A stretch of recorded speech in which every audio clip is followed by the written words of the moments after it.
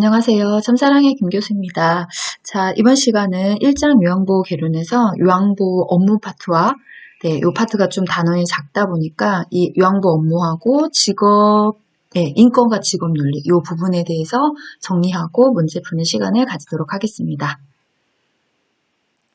자, 요양보호 업무 파트에서는 일단 요양보호 업무의 유형과 내용을 표준 서비스 분류를 가지고 나누죠. 그래서 지금 여러분 보시다시피 신체활동 지원부터 시작해서 간호처치 서비스까지 있지만 가장 많이 다뤄지는 부분들은 신체활동 지원에서 이제 여기도 조금 건드리기 시작했어요. 시설 환경 관리 서비스까지는 좀 알아두시는 게 좋겠고 간호처치 서비스는 간호사의 영역들이라서 아마 요양보호사 시험에 딱히 다루진 않을 거예요. 자, 그래서 우리가 이 항목 안에서는 각자 항목에 들어가는 표준 내용들을 잘 기억하고 계셔야 됩니다. 라고 말씀드렸던 부분이고요. 하나하나씩 일상생활 지원에는 취사, 청소, 주변정돈 세탁, 개인활동에는 외출시동행, 일상업무 대행, 정서지원은 마음을 지원하는 부분이니까 말법, 격려위로, 생활상담, 의사소통 이런 부분이 들어가겠죠. 그 다음 기능회복 훈련 서비스는 공통 단어가 있었어요. 치료나 훈련, 또는 뭐 프로그램 이런 단어들이 들어가면 기능회복 훈련 서비스입니다. 그 다음 이제 치매관리 지원에서는 행동변화 대처, 문제행동이다라고 생각하시면 좋겠죠. 그 다음에 시설 환경, 그래서 뭐 린넨이라든지 침구라든지 교환이라든지 말 그대로 환경에 관한 관리, 세탁물, 물품 관리. 그 다음에 이제 제일 많은 건 신체활동 지원, 어르신의 신체를 움직이면서 지원하는 내용들 이렇게 다시 한번 정리해 주시는 게 좋겠네요. 자, 그럼 요 표준 서비스를 가지고 문제를 풀어보도록 할게요.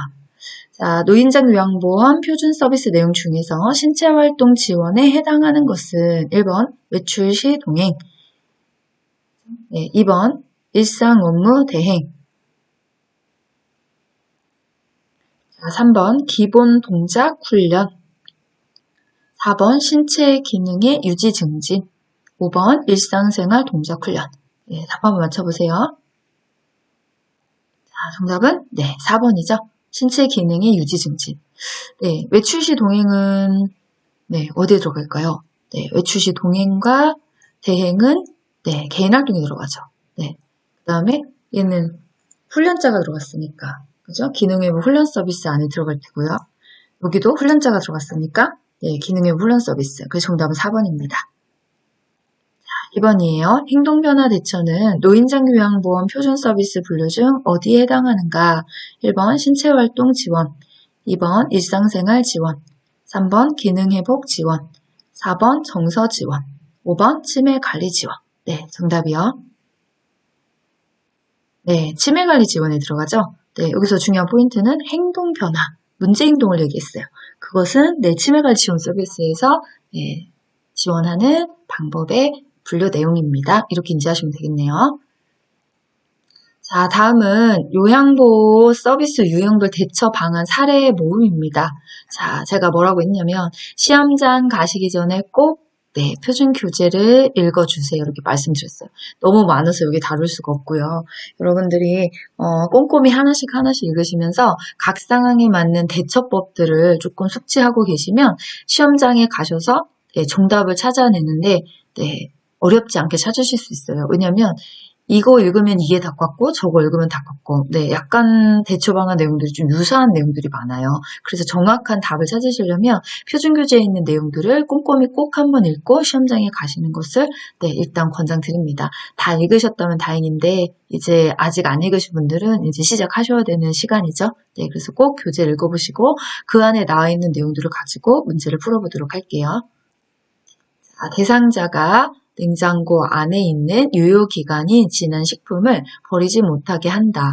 요양보호사의 대처 방안으로 옳은 것은 1번 대상자의 건강을 위해 대상자 몰래 버린다. 2번 먼저 버리고 대상자 가족에게 사후 사실을 말한다. 3번 대상자와 함께 냉장고 내부를 정리정돈한다. 4번 대상자 요구대로 버리지 않는다. 5번 의료진에게 알린다. 정답은요?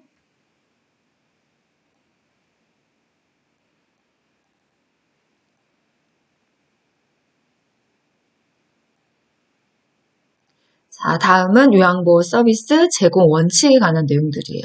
네, 제가 중요한 글자들은 빨간색으로 표시를 해두었고요. 서비스 제공 개시 전이 중요한 거죠. 네, 서비스 시작하기 전에 네, 활용한 이렇게 알아두세요. 성격, 특성 이런 것들. 그 다음에 최대한 하실 수 있는 능력들은 남아있는 능력들은 최대한 활용하세요. 이를 뭐 최소한 이렇게 바꾸면 오답이었죠. 그 다음에 충분히 설명하세요. 다만 치매인 경우에는 네, 보호자의 동의를 얻어서 서비스를 시행할 수 있습니다. 그 다음에 모든 서비스는 누구 것만요? 그렇죠. 대상자에게만 제한해서 제공하시고 보고하세요가 엄청 많아요. 네, 사항들이 많겠죠. 의료행위는 요양보호사는 의료인이 아니기 때문에 행할 수 없다는 거고 응급 상황 시 응급처치를 하셔야 되는 거죠. 요양보호사가. 그다음 돌발 상황에 관리자와 의논하에 처리, 단독 처리하시면 안 되고요. 네, 이런 내용들도 다시 한번 정리해 두시도록 할게요. 4번입니다. 요양보호사가 준수해야 할 요양보호 서비스 제공의 원칙으로 옳은 것은 1번 서비스 제공 전에 대상자와 가족으로부터 다양한 정보를 파악한다. 2번 대상자의 상태와 상관없이 전적으로 서비스를 제공한다. 3번 예기치 못한 사고는 시설장에게 보고하지 않는다. 4번 대상자와 동거하는 가족의 식사 준비도 함께 해준다. 5번 대상자가 요구하면 당뇨 검사를 해준다. 네, 정답은요? 네, 1번이죠. 옳은 것을 고르라고 했으니까. 그럼 나머지는 다 틀렸다는 거예요. 그렇죠? 그리고 이번에 대상자의 상태와 상관없이 여기 같은 거 상관없이 상태와 연관돼서 하셔야 돼요. 그렇죠?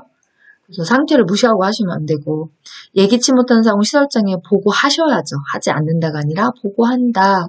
대상자와 동거하는 가족의 식사 준비도 함께 아니요. 대상자 것만 하라고 했으니까 가족의 식사 준비는 할 수 없고요. 5번에 대상자가 요구하면 당뇨 검사를 해준다. 네, 의료행위는 하실 수 없습니다. 라고 좀 전에 원칙에서 보셨죠? 그 정답은 1번입니다.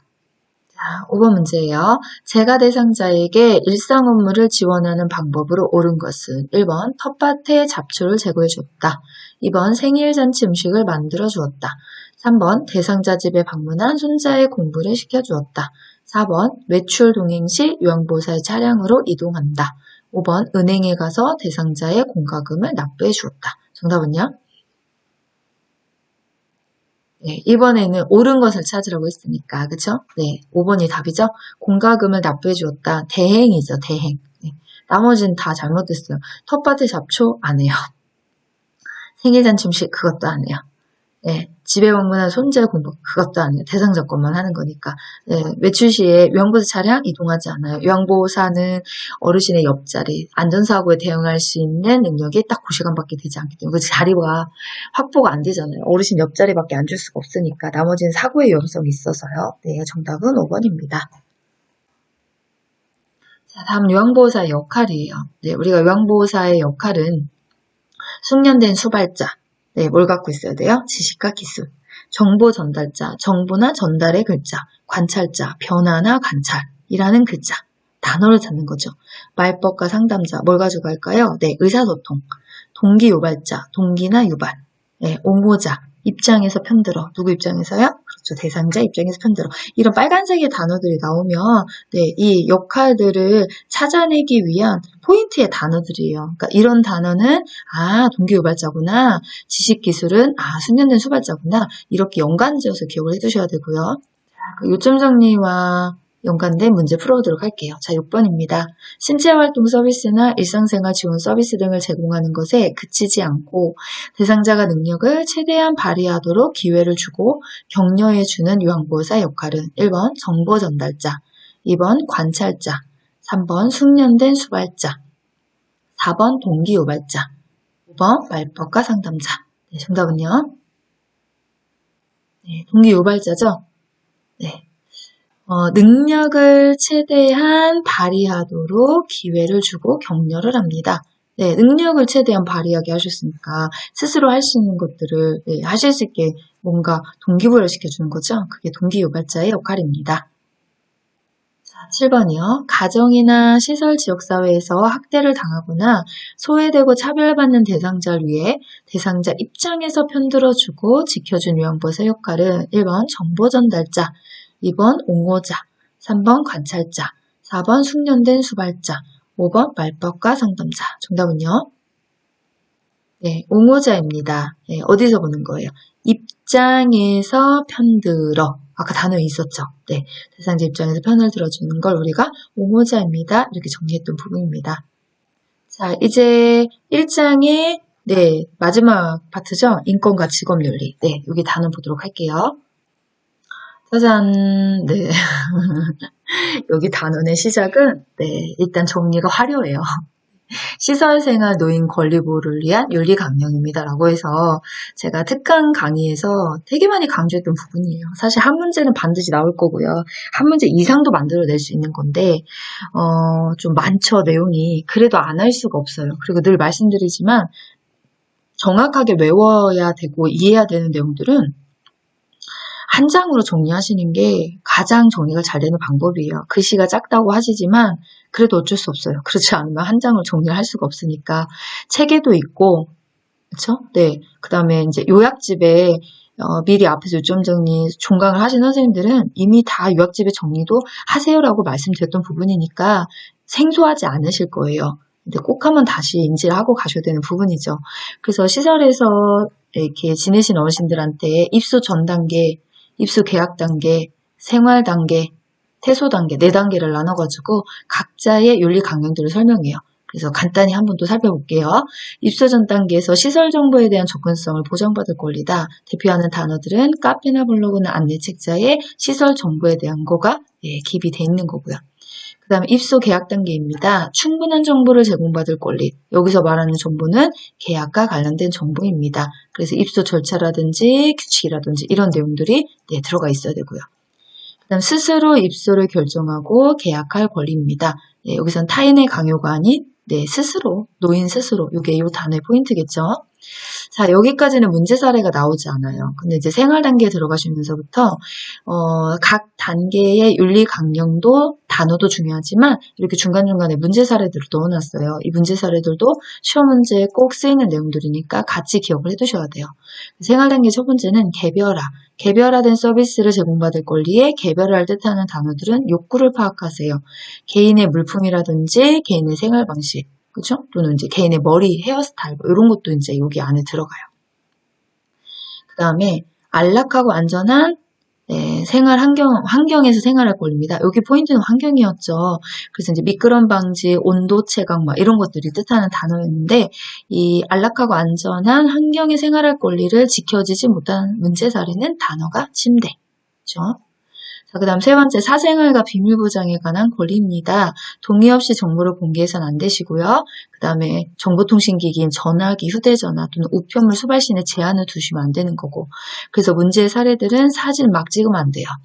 휴대전화, 있어야 돼요. 아니면 받는 전화가 설치되어 계시든지요. 그 다음 네 번째는 존엄한 존재로 대우받을 권리입니다. 치매의 사유 등으로 의사 표현을 할 수 없거나 또는 인지 수준이 낮다고 하더라도 반드시 존엄한 존재로 대우를 해주셔야 되고 또 인권 존중 의무에 대한 어떤 인권 교육들이 직원한테도 대상자한테도 이루어져야 되겠죠.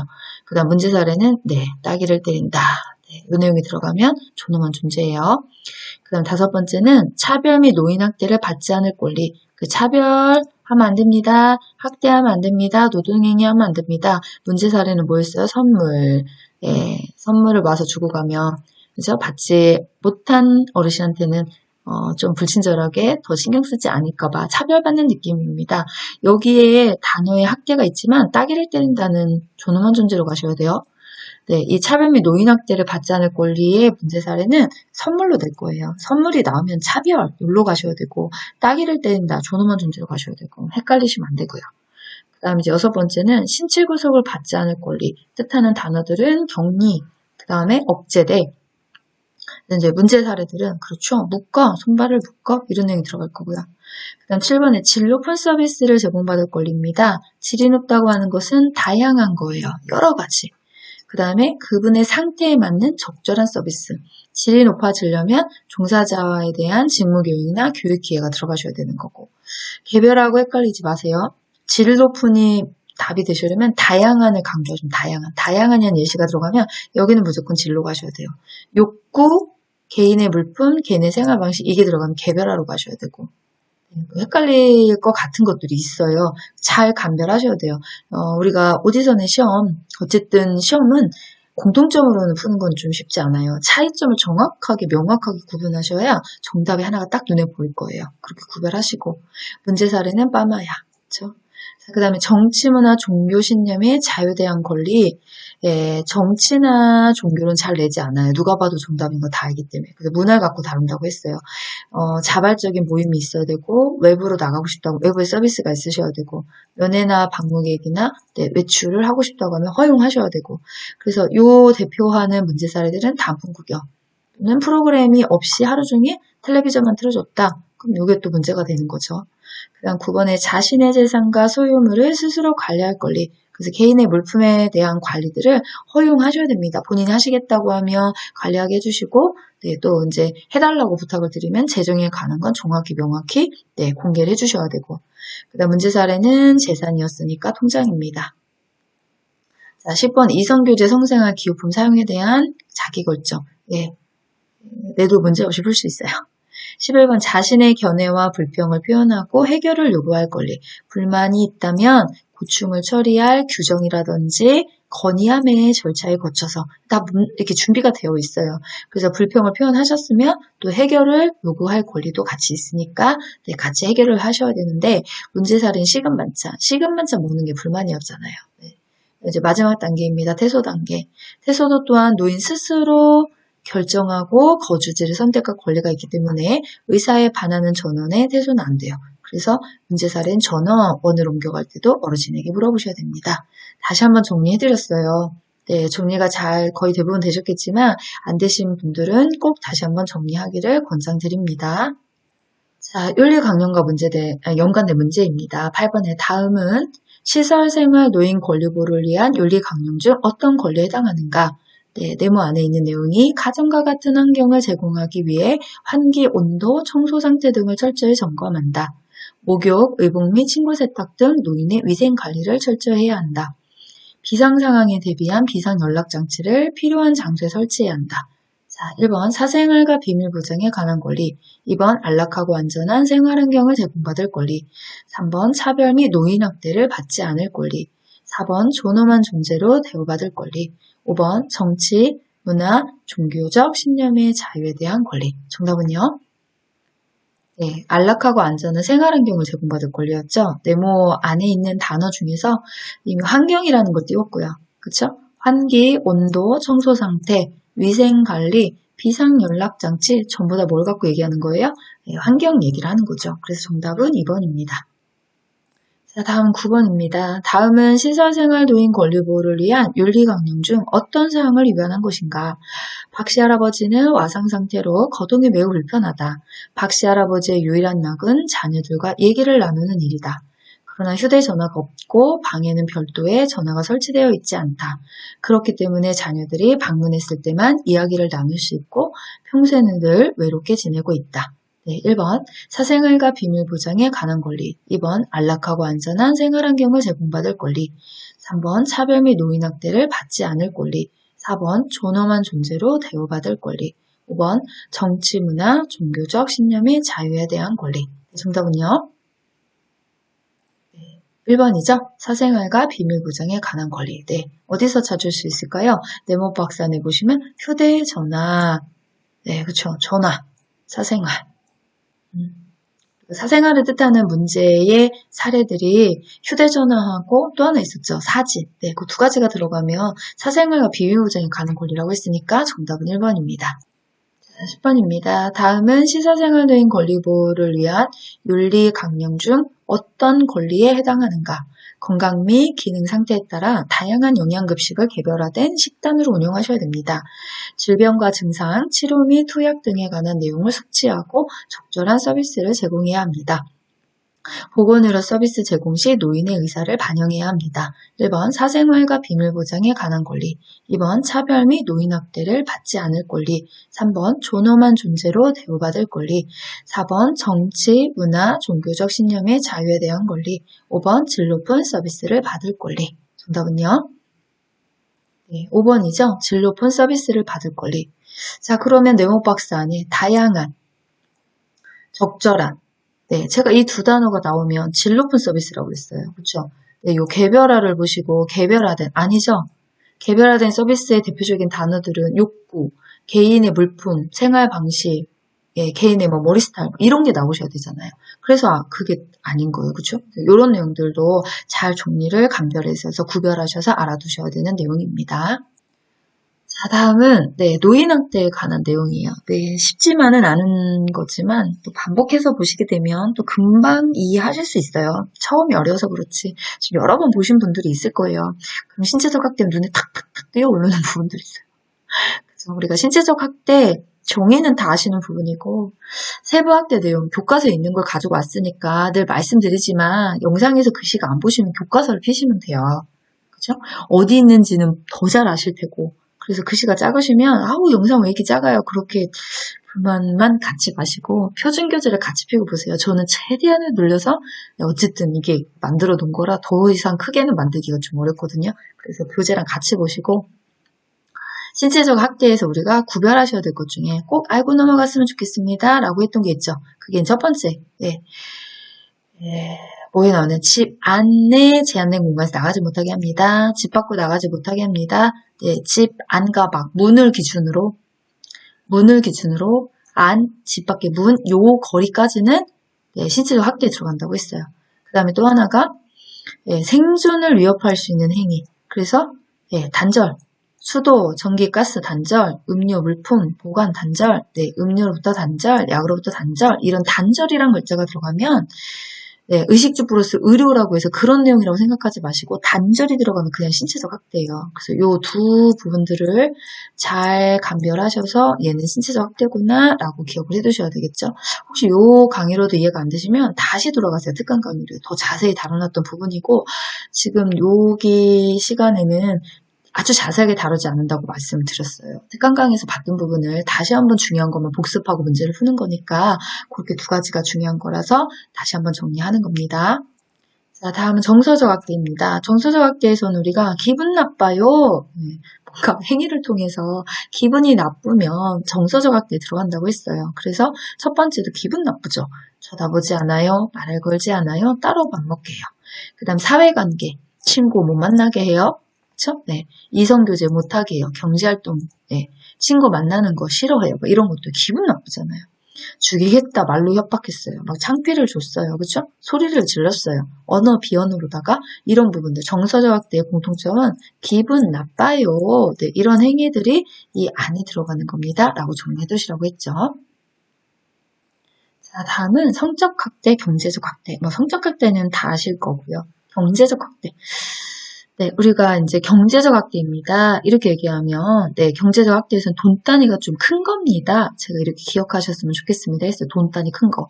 그래서 소득, 임금, 재산, 그쵸? 명의 도용, 이런 것들이 나오면 그건 경제적 학대입니다. 라고 기억해 두시라고 했고요. 자, 다음은 방임입니다. 방임도 잘 보셔야죠. 방임.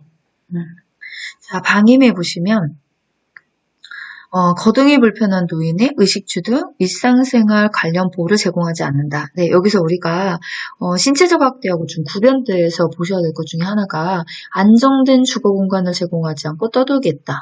여기는 방임이에요. 거리로 간다고 그랬죠. 신체적 학대는 문을 사이에 두고 안 가봐. 방임은 동네를 빙빙빙빙 주변을 떠돌아요.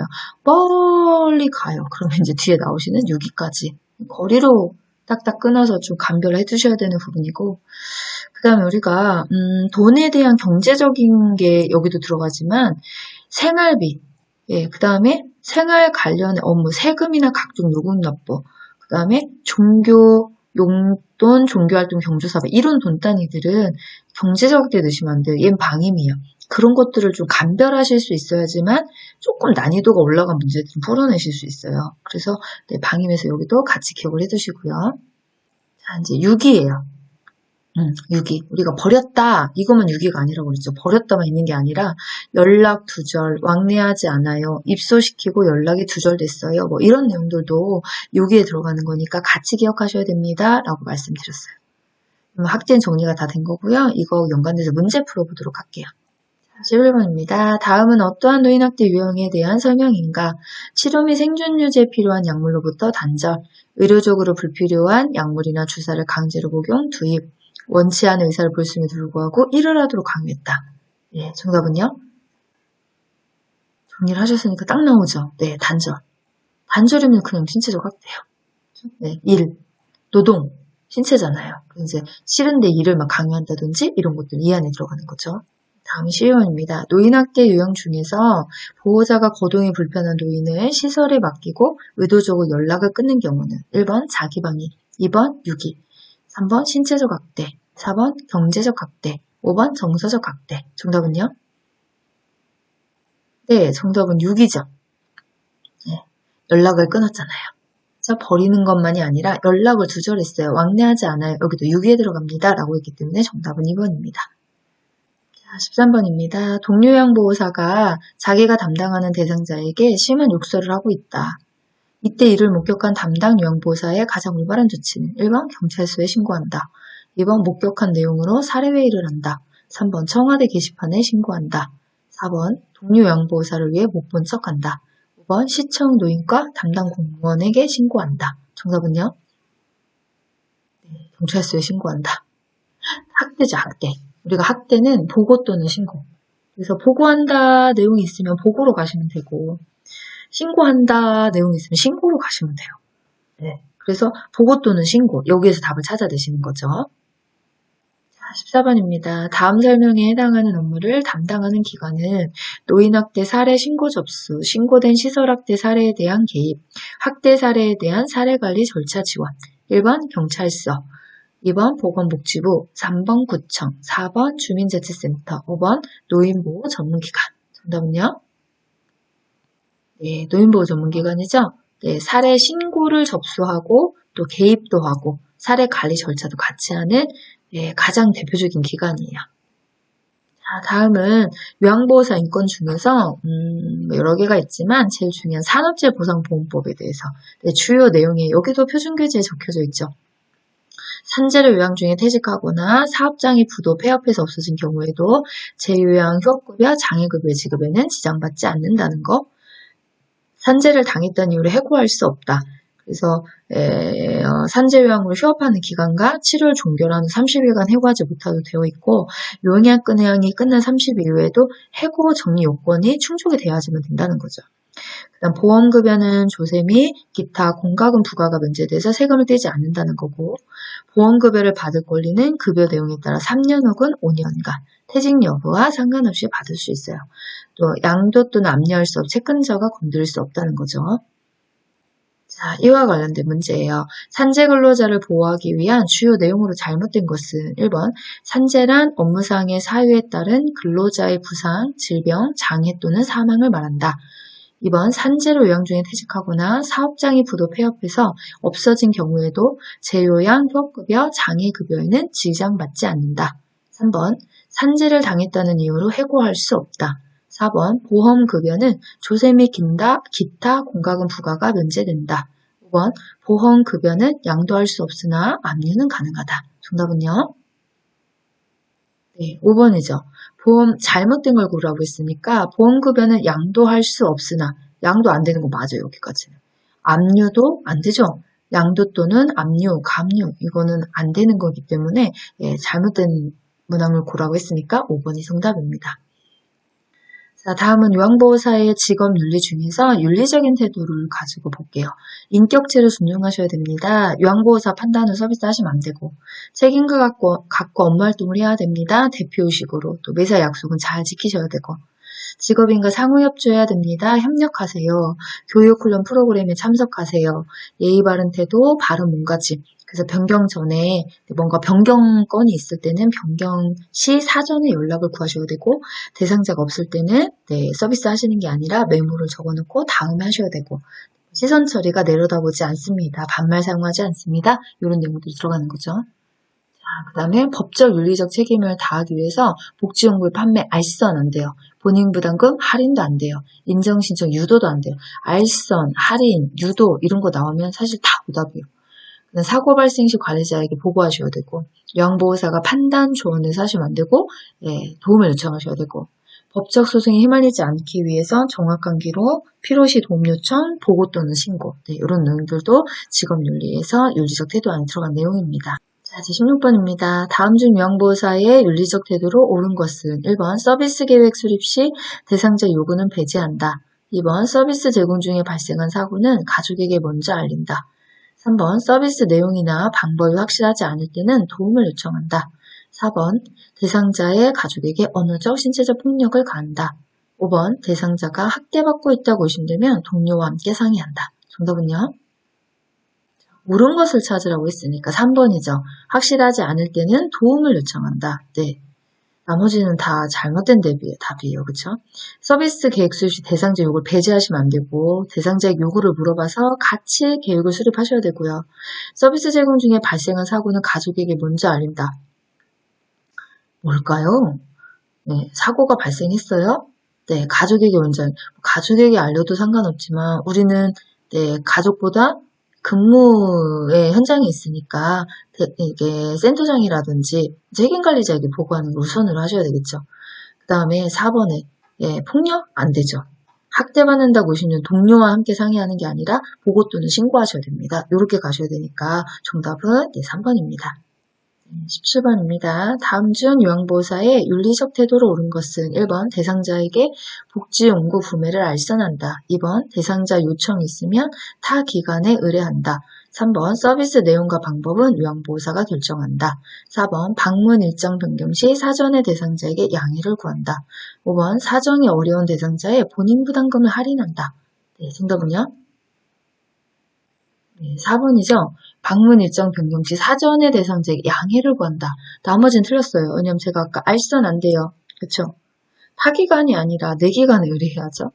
서비스 내용과 방법은 요양보호사가 결정하면 안 되죠. 예, 상의하에 단독으로 처리하는 건 어려워요. 그쵸? 사고 발생률이라든지 정확한 업무 수행이 안 되니까. 그 다음에 5번에 사정이 어려운 대상자 본인보다 할인 안 된다고 그랬잖아요. 네, 정답은 4번입니다. 다음은 요양보호사의 건강 및 안전관리. 그래서 근골격계 예방. 예, 근골격계 이제 예방의 질환 중에서 어깨 통증이 있었고, 또 이제 손목 통증이 수근관 증후군이다라고 그래서, 네, 여기 수근관에 정중신경이 이제 눌리면서 발생하는 게 있고요. 요게, 네, 감별할 수 있는 자가진단, 팔렘 검사다고 해서 자가진단. 네, 수근관 증후군은 이렇게 손등을 맞대고 있을 때 1분 동안 맞댔을 때 손이 저리다. 그럼 수근관 증후군일 수 있습니다. 이렇게 자가 진단할 수 있는 방법이 있었죠. 예를 들어 이 그림을 그려놓고 이와 같이 자가 진단할 수 있는 근골격 질환은 무엇입니까? 이렇게 보면 수근관 증후군입니다. 이렇게 답을 치시면 되겠죠. 자, 우리가 수근관 증후군을 잘 보셔야 돼요. 네, 증상. 저리는 이상 증상, 감각이 저하되어 손목을 손바닥의 방향으로 폈을 때 네, 손바닥으로 폈을 때 아파요. 수근관이 손바닥 쪽에 있잖아요. 정중신경이. 손등으로. 그럼 틀렸어요. 그런 것도 오답에 잘 쓰이는 부분이니까 기억하셔야 되고 엄지손가락의 기능에 장애가 네, 있다. 심하다. 그쵸? 언제요? 특히 밤에 통증이 악화돼요. 손혈통 일시적으로 완화가 돼요. 완화되지 않는다? 이렇게도 잘못된 거고요. 자, 그 다음에 이제 요통이에요. 요통은 이 요통을 예방하면서 물건을 이동하는 방법이 중요하죠. 양손으로 들어요. 허리를 펴고 무릎을 굽혀요. 무게중심을 낮추고 지지면을 넓혀요. 그 상태에서 무릎을 펴서 들어올리셔야 되고 네, 허리를 돌리지 말고 발을 움직이세요. 몸 최대한 가까이 잡으세요. 이런 내용도 중요한 거죠. 한 손으로 들어올려요. 발을 앞뒤로 벌려요. 그죠? 앞뒤로 벌려서 지지면을 넓혀주셔야 되고 침대 또는 높고 넓은 바닥에 있는 물체를 움직일 때는 한쪽 무릎을 네, 위에 올려놓고 자세를 낮추십니다. 이런 내용들은 꼭 기억하셔야 되세요. 이제 18번입니다. 요통을 예방하면서 물건을 양손으로 들어올릴 때 방법으로 잘못된 것은 1번 허리를 펴고 무릎을 굽혀 몸의 무게중심을 낮추고 지지면을 넓힌다. 2번 무릎을 펴서 들어올린다. 3번 물건을 든 상태에서 방향 전환 시 허리를 돌리지 않고 발을 움직여 조절한다. 4번 허리가 아닌 다리를 펴서 들어올린다. 5번 물체는 최대한 몸에서 멀리 위치하도록 해서 들어올린다. 정답은요? 네, 잘못된 걸 고르라고 했으니까 멀리가 아니죠. 가까이 하셔야 돼요. 멀리 하면 무게 중심축을 잊어버리기 때문에 낙상 위험률이 굉장히 높아요. 그래서 항상 우리가 물체를 들어올리던 자세 변경하시던 최대한 가까이 이렇게 표현하셔야 되니까 네, 5번이 잘못됐네요. 다음은 요양보호사 건강 및 안전관리 중에서 근골격계 질환, 이제는 치료, 아까 예방이었고요. 그래서 초기 치료 방법이 있었죠. 초기 치료. 휴식, 추가적인 조직 손상을 막아내는 거고, 냉찜질, 세포의 대사 과정을 늦춰서 부종을 감소시켜줘요. 그 초기는 냉, 만성 후 농, 압박, 축척이 완화가 되는 거, 그러니까 쌓이는 걸 막아서 부종을 조절하는 거고요. 올리기는 혈액의 심장으로 되돌려서 부종 완화시켜주는 거고, 이제 아픈 부위를 고정하는 방법, 약물을 사용하는 방법, 이런 것들이 초기 치료에 들어가는 치료 방법입니다. 19번입니다. 직업성 근골계 질환에 대한 초기 치료 방법에 대한 설명으로 옳은 것은 1번, 냉찜질의 얼음 주머니는 2시간마다 2, 30분씩 하는 것이 좋다. 2번, 손상 후 일주일 내에 초기 치료를 해야 한다. 3번, 손상 후 초기 치료에는 온찜질이 좋으나 만성 통증에는 냉찜질이 좋다. 4번, 온찜질은 통증과 근경련을 줄이는 데 도움이 된다. 5번, 냉찜질은 손상부에 축적되어 있는 부종을 조절하고 원하지 않는 움직임을 줄이며 통증을 줄여준다. 네, 정답은요?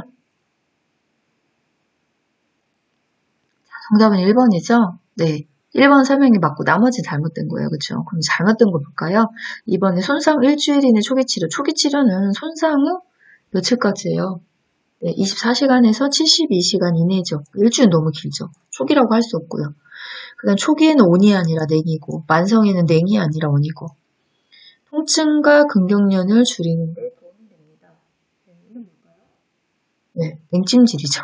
네, 온이 아니라 냉. 그 다음에 냉찜질은 손상부의 축척이니까 냉이 아니라 얘는 압박이잖아요.